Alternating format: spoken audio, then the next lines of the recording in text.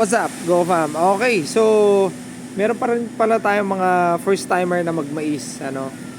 And ang sabi niya sa akin, tumubo na daw yung mais niya. Parang 5 araw na ata, okay lang ba 'yon? Okay. So GoFam, ito tip ko sa inyo. Ang mais kapag ito hinarvest nyo at pinatresh, depende sa maturity, meron kang hanggang 2 hanggang 3 araw. Pag mature na, pwedeng 3 araw na hindi mo siya mabilad.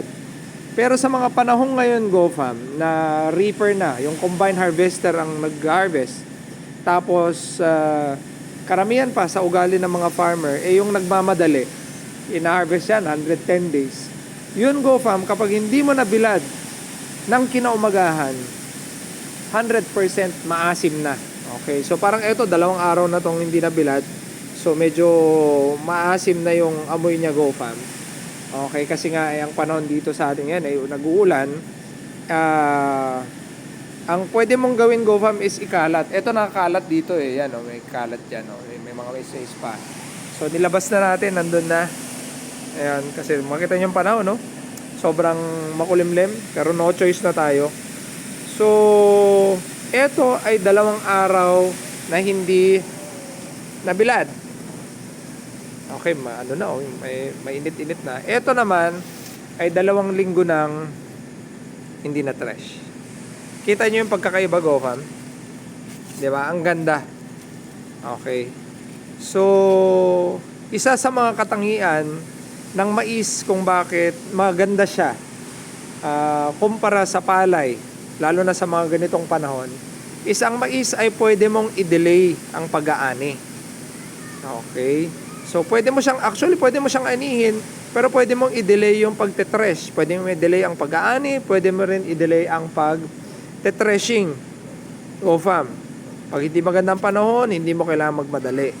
Okay? Kaya lang, ang nangyayari kasi sa mga farmer ngayon, ang naging kaugalian, parang ayaw nilang nahuhuli lagi.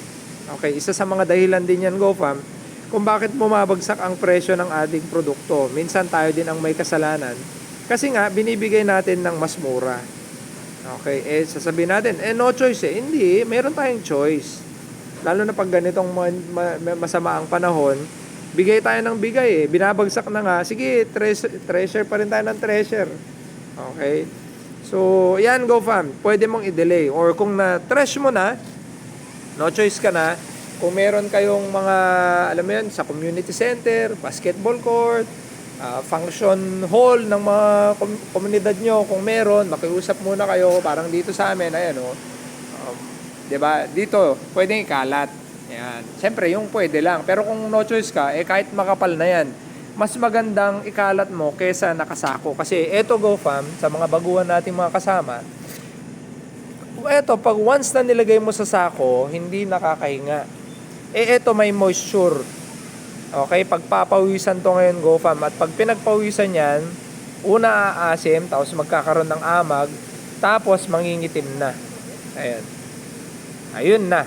Yun na ang pagbagsak ng presyo ng ani natin, GoFam. Then minsan, parang ngayon, stop buying. Kaya, yun.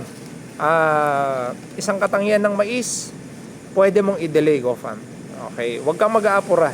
Lalo na sa mga ganitong panahon na bumagsak na yung presyo, okay lang yun.